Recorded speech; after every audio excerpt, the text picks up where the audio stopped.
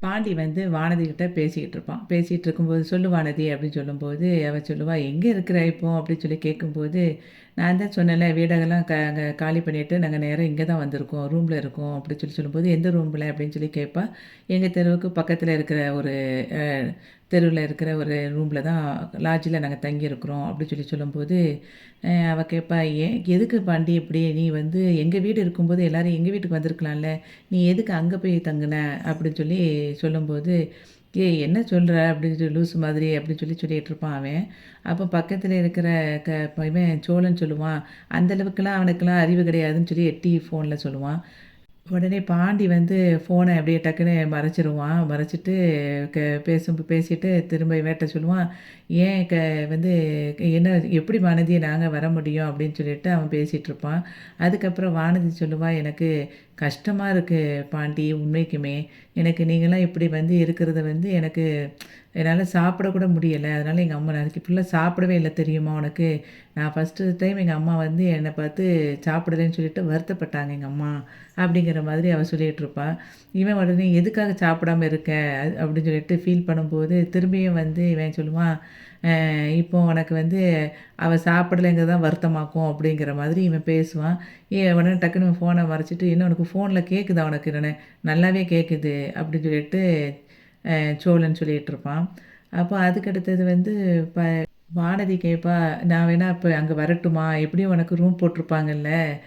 தனியா தானே எல்லாத்துக்கும் போட்டிருப்பாங்க." அப்படி சொல்லிட்டு இவ கேட்பா. அதுக்கு அவன் சொல்லுவான், "அப்படிலாம் இல்ல. ஏற்கனவே 2 ரூம்பு தான் கிடைச்சது. அதில அண்ணி ஒரு ரூம்ல படுத்துருக்காங்க. நாங்க 5 பேரும் ஒரே ரூம்ல படுத்துருக்கோம்." சொல்லும்போது திரும்பியும் சொல்லுவா, என்னது நீங்க வந்து அவங்களுக்கு மட்டும் 1 ரூம்பா? உங்களுக்கு 5 ரூம்பான்னு சொல்லிட்டு திரும்ப இவ இத பத்தி பேச ஆரம்பிச்சுருவா.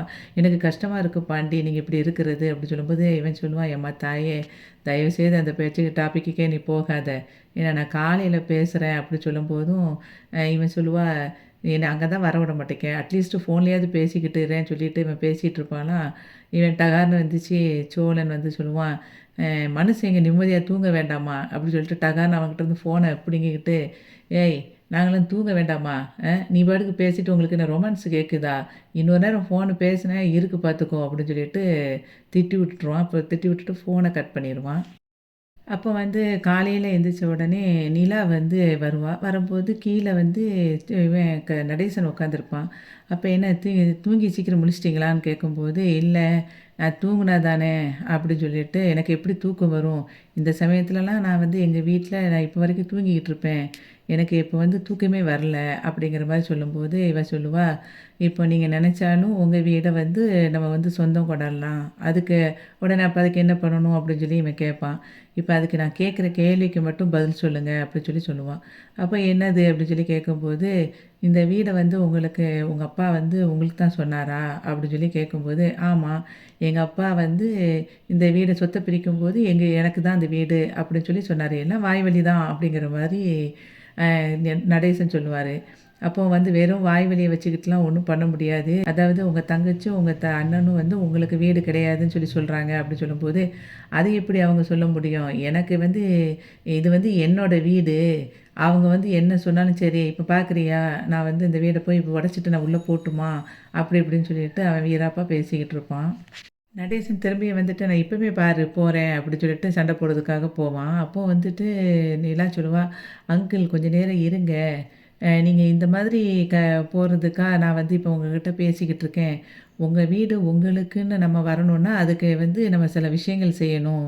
அது கொஞ்சம் பொறுமையா கேளுங்க" அப்படின்னு சொல்லி கேட்பா.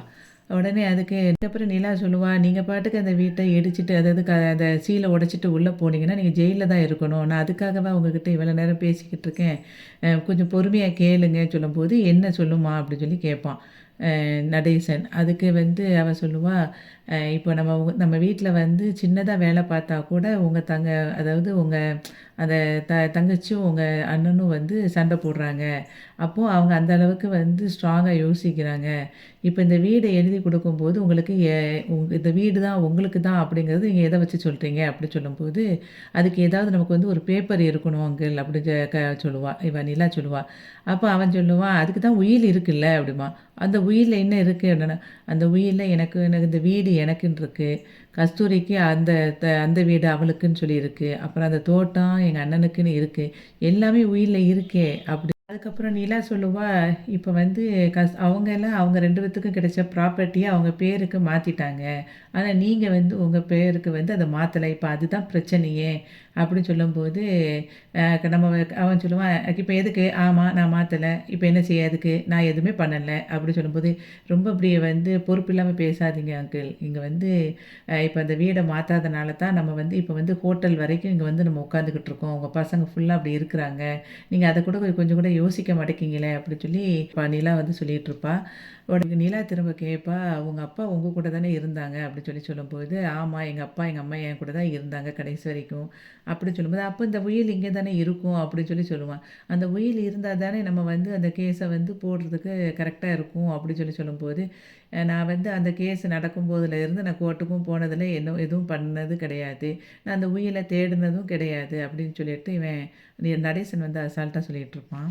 அதுக்கப்புறம் நிலா அப்படியே யோசிச்சுட்டே சொல்லுவா, "ஒருவேளை அந்த உயில் உங்க அண்ணன் தங்கச்சிகிட்ட இருக்குமோ?" அப்படி சொல்லி கேட்கும்போது, "இருக்கலாம்." அப்படி சொல்லி சொல்லும்போது, "அதுக்கே நான் இப்போ ஓடி போய் நான் போய் பார்க்குறேன். அவங்க 2 பேத்தையும் உழுக்குன்னு உழுக்கிட்டு, அந்த சொன்னா அந்த வீட ஆட்டோமேட்டிக்கா திறத்து விட்டுருவாங்க." அப்படி சொல்லி சொல்லும்போது, இவ சொல்லுவா, "அங்கிள் அந்த மாதிரிலாம் தயவுசெய்து செஞ்சிராதீங்க. அப்படி பண்ணீங்கன்னா நீங்க ஜெயிலுக்கு மட்டும் தான் போவீங்க." அப்படி சொல்லி சொல்லுவான்.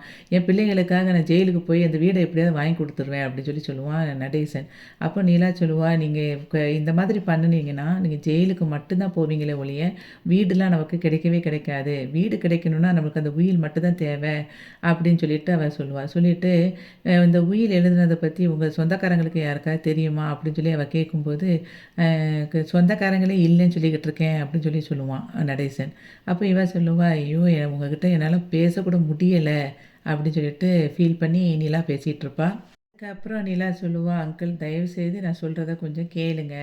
நீங்க மட்டும் யோசிச்சா மட்டும் தான் இப்ப உங்களுக்கு வந்து நல்லது நடக்கும். உங்க பசங்களுக்கு நல்லது நடக்கணும்னு யோசிச்சீங்கன்னா, தயவுசெய்து இந்த உயில் வந்து யாருக்கிட்ட இருக்கும் அப்படிங்கிறத நல்லா யோசிச்சு நீங்க சொல்லுங்க. உங்க சொந்தக்காரங்க கிட்ட இருக்குமா? அல்லது உங்க அண்ணன் தங்கச்சிகிட்ட இருக்கா? நல்லா யோசிச்சு பாருங்க. நீங்க வந்து நீங்க செய்ற மாரி நெனச்சீங்கன்னா, நாங்க ஜெயிலுக்கு மட்டும் தான் போகணும். அதனால நீங்க தயவுசெய்து உங்க பசங்களுக்காக யாருக்கிட்ட உயில் இருக்குங்கிறத மட்டும் கொஞ்சம் யோசிங்க." அப்படின்னு சொல்லிட்டு நிலா வந்து சொல்லிருவா. அதுக்கப்புறம் வந்து நடேசன் அப்படியே யோசிக்க ஆரம்பிச்சுருவான். "குயில எங்க வச்சோம்?" அப்படின்னு சொல்லிட்டு யோசிச்சு, யோசிச்சு பார்த்துட்ருப்பான். அதுக்கப்புறம் வந்து நிலா வந்து ரூமுக்கு வருவா. இவங்கலாம் தங்கியிருக்கிற ரூமுக்கு.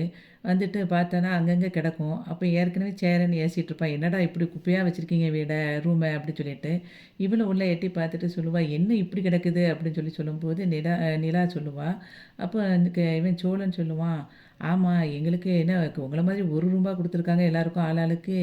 எங்க 5 பேருக்கு சேர்த்து ஒரு ரூம்னா இப்படி தானங்க இருக்கும். இருங்க நான் கிளீன் பண்றேன்னு" சொல்லிட்டு கிளீன் பண்ணுவான். அப்போ அதுக்கப்புறம் நிலா சொல்லுவா, "நான் இப்ப தான் அங்கிள பார்த்துட்டு பேசிட்டு வரேன். உயில கண்டுபிடிச்சா தான் நம்மளுக்கு வந்து நம்ம வீடு கிடைக்குங்கிறதையும் எடுத்து சொல்லிட்டு வந்திருக்கேன்னு" சொல்லி சொல்லுவா. அப்போ இவன் சொல்லுவான், சேரன் சொல்லுவான், "நம்ம அதுவரைக்கும் இங்கேயே உட்காந்துட்டு இருக்க முடியாது. நம்ம போய் புரோக்கர்ட்ட நான் பேசியிருக்கேன். ஒரு சின்ன வீடுனாலும் பரவாயில்ல. இப்போதைக்கு தங்குற மாரி பார்த்துருக்கேன். நீங்களும் சொல்லி வைங்கடா" அப்படின்னு சொல்லிட்டு சோழன்ட்டயும், பாண்டியட்டையும் சொல்லுவான். அப்ப நிலா சொல்லுவா, வந்து எனக்கு நம்மளுக்கு அதுக்காக இப்போ கோர்ட்டுக்கு போணும்னா நமக்கு ஏதாவது எவிடன்ஸ் இல்லாம முடியாதுல்லண்ணா அப்படின்னு சொல்லி சொல்லும்போது, இவ சொல்லுவா, "ஆமாப்பா அதுக்கு எவிடன்ஸ் கிடைக்கணும்னாலும் இப்போ கொஞ்சம் டைம் எடுக்கும்லப்பா நம்மளுக்கு. அதுவரைக்கும் நம்ம இங்கேயே இருக்க முடியாதுல்ல." அப்படி சொல்லும்போது, நம்ம இவன் சொல்லுவான் பாண்டியும், "அண்ணன் சொல்றதும் கரெக்ட்டு தானே. நம்மளுக்கு வந்து இப்போ வீட சீலே வச்சாச்சு. சீல் வச்ச பிறகு நம்ம அந்த வீட்டுக்குள்ள வந்து இப்போ உடனே முடியாது. கொஞ்சம் நமக்கு டைம் எடுக்கும். அப்ப அதுவரைக்கும் நம்ம ரூம்ல இருக்க முடியாது. ஹோட்டல்ல தங்கிட்டு இருக்க முடியாது.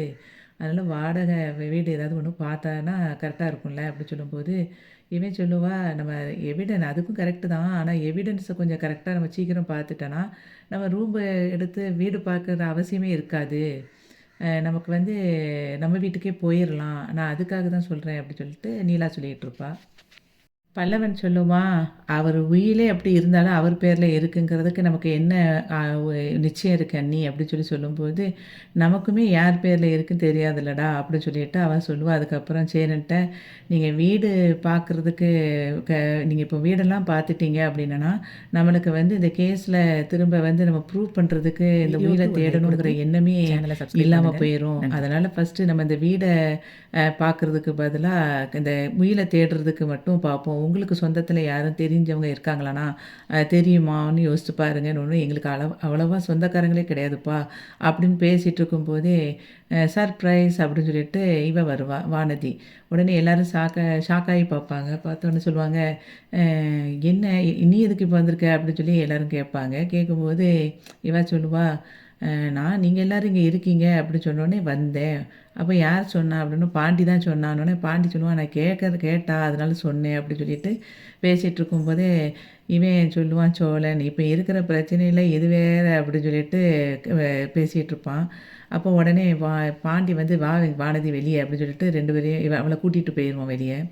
போன பிறகு இவ சொல்லுவா, சரி சோழன் வாங்க நம்ம ஒரு இடத்துக்கு போக வேண்டியிருக்கு அப்படின்னு சொல்லிட்டு இவன் கூட்டிகிட்டு போவான். சோழன் வந்து நிலாவ. அந்த சமயத்தில் அங்கே வானதி வந்து சொல்லுவா பாண்டிக்கிட்ட, நீ வந்து அவங்களுக்கு தனி ரூம்பு தானே சொன்னேன், பிறகு எதுக்கு உங்கள் ரூமில் வந்து உட்காந்துருக்காங்க அப்படின்னு சொல்லிட்டு இவ கேட்பா. இது அதுக்காக தனி ரூம்னா தனி ரூம்லேயே இருந்துருவாங்களா அப்படின்னு சொல்லிட்டு பாண்டி வந்து சொல்லுவான். அதுக்கு வானதி சொல்லுவா, அ கே அதுக்காக உங்ககிட்ட வந்து உட்காந்துருக்காங்கன்னா, ஆமாம் எங்ககிட்ட பேசிட்டு தானே இருப்பாங்க, இதை கேட்கறதுக்கு தான் மெனக்கிட்டு வந்தியா அப்படின்னு சொல்லிட்டு பாண்டி வந்து அவளை திட்டுவான். அவங்க 2 பேரும் வந்துக்கிட்டு இருக்காங்க, நீ அவங்களுக்கு தெரியிற மாதிரி எதுவும் பேசாத அப்படின்னு சொல்லி வானதி கிட்ட பாண்டி சொல்லுவான். பாண்டி சொன்ன உடனே வானதி வந்து சொல்லுவா, "ஏன் பாண்டி இப்படி இருக்க? நீ வந்து நேத்துலேருந்து நான் சாப்பிடல, தூங்கல, உனக்கு இந்த பிரச்சனை இருக்கேன்னு சொல்லிட்டு உன்னை பார்க்க வந்தா, நீ இப்படி பேசிக்கிட்டு இருக்க என்னைய பார்த்து" அப்படின்னு சொல்லும்போது, அவன் சொல்லுவான் அதுக்கு, "பாண்டி நீ வந்து இப்போ எதுக்கு நீ இதெல்லாம் இந்த பிரச்சனைய உன் மனசுக்குள்ளே போட்டு இது பண்ணிக்கிட்டு இருக்க? நீ வந்து ஒழுங்கா போய் காலேஜ் போய் படி. அத பாரு. நான் உனக்கு அப்புறமா இது பண்ணுறேன், பேசுகிறேன்னு" சொல்லும்போது சொல்லுவா, "இது வந்து இப்போ நான் உங்கள் வீட்டுக்கு வாழ போகிற பொண்ணு தானே, எனக்கும் பிரச்சனைலாம் தெரியணும்ல. அப்போ நானும் உனக்காக யோசிக்க மாட்டேனா?" அப்படி சொல்லிட்டு இவ சொல்லுவா. அதுக்கு இவன் சொல்லுவான், "நீ அந்த மாதிரியெல்லாம் யோசிக்க வேண்டாம் வானதி. உனக்கு நீ வந்து வீட்டுக்கு முதல்ல போ. நான் அப்புறம் உனக்கிட்ட நான் பேசுகிறேன்." அப்படி சொல்லும்போது, "நீ இப்படி தான் சொல்லுவ. ஆனா அதுக்கப்புறம் என்கிட்ட நீ வந்து பேச மாட்ட." அப்படி சொல்லும்போது, "இல்ல கண்டிப்பா உன்கிட்ட நான் பேசுறேன்." அப்படின்னு சொல்லிட்டு இவன் சொல்லுவான் பாண்டி. உடனே அவ வந்து அவன்கிட்ட அவன ஹக் பண்ணிட்டு, "நான் போயிட்டு வரேன்." அப்படின்னு சொல்லிட்டு கிளம்பிருவா. இன்னைக்கு வந்து ஐயனார் துணை சீரியல் இந்த மாரி தான் முடிஞ்சது. வீடியோவுக்கு ஒரு லைக் கொடுத்து சேனலை சப்ஸ்கிரைப் பண்ணுங்க. நன்றி.